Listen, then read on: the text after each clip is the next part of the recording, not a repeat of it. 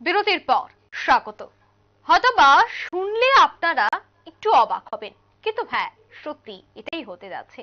এবার ভারতের বাজারে আসতে চলেছে প্লাস্টিকের 500 টাকার নোট। আমরা এর আগে ভারতের পার্শ্ববর্তী দেশগুলিতে 500 টাকার প্লাস্টিকের নোট দেখেছি। এবার দিল্লি আনতে চলেছে প্লাস্টিকের 500 টাকা। প্রতিবেশী দেশ বাংলাদেশেও প্লাস্টিকের 500 টাকার নোট ব্যবহার শুরু হয়েছে। ভারতে কিন্তু এখনো ধাতু বা কাগজ দিয়েই টাকা তৈরি হয়, বা আরবিআই এখনো কাগজ বা ধাতু দিয়েই টাকা তৈরি করে। কিন্তু এই ক্ষেত্রে এই মুহূর্তে খবর উঠে আসছে যে দিল্লি এবার প্লাস্টিকের 500 টাকার নোট আনতে চলেছে। কেন এই সিদ্ধান্ত? কি কারণেই বা 500 টাকার নোটকে একেবারে কাগজের বদলে প্লাস্টিক হতে যাচ্ছে, সেই বিষয় নিয়েই আমরা বিস্তারিত জানবো।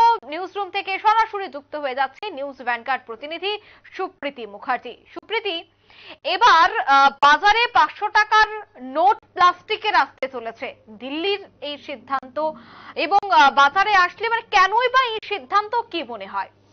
না, দেখো, প্রথমেই জানিয়ে রাখি যে দিল্লির এই সিদ্ধান্ত একেবারেই নয় এবং দিল্লি সম্পূর্ণভাবে নাকচ করে দিয়েছে। সেই জায়গায় তোমাকে বলতে হয় যে দেখো, এই যে প্লাস্টিকের নোট, যে নোট কিন্তু আমরা এখন দেখেছি যে বিদেশে ইতিমধ্যেই চালু হয়ে গেছে।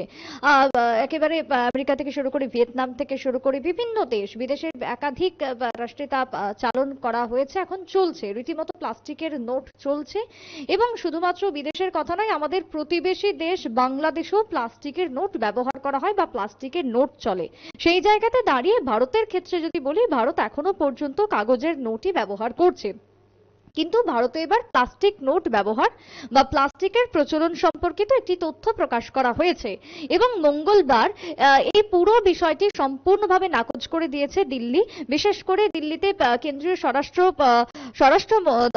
অর্থ দপ্তরের স্বরাষ্ট্রমন্ত্রী পঙ্কজ চৌধুরী তিনি জানিয়ে দিয়েছেন একেবারে সাফ যে পুরোপুরিভাবে এই সিদ্ধান্তে এখনো পর্যন্ত কোনো শিলমোহর পড়েনি, বা আগামী দিনে এই নিয়ে যদি কিছু ভাবনা চিন্তা হয় তাহলে তা জানিয়ে দেওয়া হবে। তবে আপাতত এখনো পর্যন্ত প্লাস্টিক নোট ব্যবহারের কোনো রকমের সিদ্ধান্ত নেই।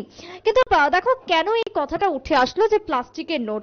আমরা জানি যে প্লাস্টিক এমনই একটা জিনিস যে প্লাস্টিক কিন্তু কখনোই নষ্ট হয় না। সব থেকে বেশি এই প্লাস্টিক প্রকৃতি কখনোই মিশছে না, মাটির সঙ্গে এই প্লাস্টিক কখনোই মেশে না। সেই জায়গাতে দাঁড়িয়ে প্লাস্টিককে যাতে প্লাস্টিক বিরোধী বিভিন্ন রকমের অভিযান আমরা দেখেছি, গোটা রাজ্যে আমরা দেখেছি প্লাস্টিকের বিরোধী অভিযান, গোটা দেশ জুড়ে সেই অভিযান দেখেছি।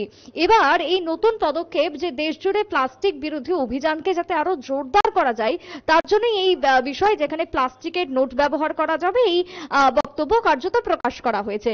কিন্তু আপাতত ভারতের পক্ষ থেকে, দিল্লির পক্ষ থেকে বলতে পারি যে সম্পূর্ণভাবে নাকচ করে দিয়েছে এই সিদ্ধান্তের কথা। কিন্তু সেই জায়গাতে দাঁড়িয়ে প্লাস্টিক যদি ব্যবহার করা হয় তাহলে আমাদের আগামী দিনে আরো বিপদ, আরো সেই জায়গাতে প্লাস্টিকের ব্যবহার বহুলভাবে হয়ে থাকবে।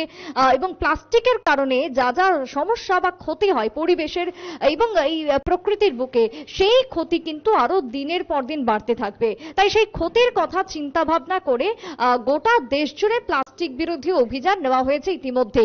এবং সেই যে অভিযান, প্লাস্টিকের বিরুদ্ধে অভিযানকে আরো জোরদার কিভাবে করা যায় বা করা যেতে পারে, সেই দিকেই ভাবনা চিন্তা এক প্রকার রয়েছে। তাই আমরা যতই দেখি না কেন বিদেশের বিভিন্ন মাটিতে প্লাস্টিকের নোট ব্যবহার করা হোক, বা বাংলাদেশের ক্ষেত্রে প্লাস্টিকের নোট ব্যবহার করা হোক, ভারতের ক্ষেত্রে কিন্তু এখনো পর্যন্ত কাগজ এবং তার সঙ্গে ধাতু দিয়ে নোট ব্যবহার করা হয়ে থাকে। বিশেষ করে তুমি দেখবে যে প্রধানমন্ত্রী নরেন্দ্র মোদী তিনি ডিজিটাল দিকে সব থেকে বেশি নজর দিচ্ছেন। এবং সেই জায়গাতে দাঁড়িয়ে ডিজিটাল মানি যেখানে তোমার অধিক পরিমাণে এখন বর্তমানে রয়েছে দেশের বুকে, সেই জায়গাতে সমস্ত কিছু ডিজিটালাইজেশন করা হচ্ছে।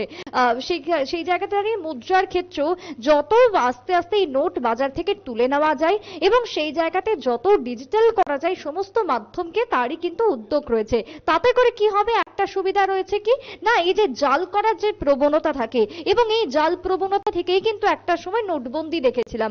একটা সময় তোমার এই জাল নোটকে কেন্দ্র করেই তোমার কেন্দ্রের পক্ষ থেকে একের পর এক সিদ্ধান্ত নেওয়া হয়েছিল। 500 টাকার নোট যেটাকে বদলে ফেলা হলো, নতুন 500 টাকা এলো, 1000 টাকা নোট সেটাকে তুলে ফেলা হলো, 2000 টাকা নোটের ক্ষেত্রেও বিভিন্ন রকমের রিজার্ভ ব্যাংকের রায় দেওয়া হয়ে থাকে। সেই জায়গাতে দাঁড়িয়ে একদিকে যেরকম জাল নোটের সম্ভাবনা কমে যাবে, আগামী দিনে মানুষের এই যে বাজারের ক্ষেত্রে যে নোট ঘুরছে সেই জায়গাতে দাঁড়িয়ে বিভিন্ন সময় দেখা যাচ্ছে যে ঋণ তোমার অনেক সময় পরিশোধ করা হচ্ছে না।